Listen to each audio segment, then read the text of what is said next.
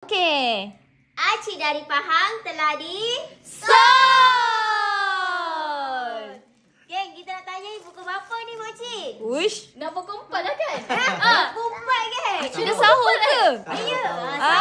Sahur.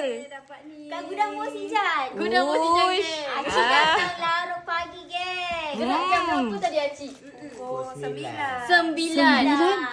Dah sampai kat gudang Mosijan pukul berapa tadi Makcik? Pukul 2. Dua. 2 pagi. Acik ni kira pertama kali lah sampai kat gudang Mosijan. Pertama kali. First time geng. Kita biasa saya jumpa acik-acik larut pagi. Sebenarnya Ya. macam mana acik boleh tahu kedai kita 24 jam ni acik? Sebab selalu tengok online. Tengok Tengok live. live. Alhamdulillah. Acik nak tanya feedback acik lah. Layanan staff kita okey tak? Alhamdulillah. Macam gini. Macam gini.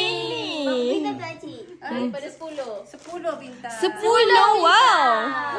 Tengok semua mesra alam. Mesra alam. So harinya okey ya acik? Okey. Alhamdulillah. So sebelum acik nak balik ni, acik kena gini dulu acik. Semak kita.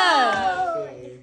So, Geng, ini larut pagi. This is Gudang Mosijan. Ada barang kita kasih.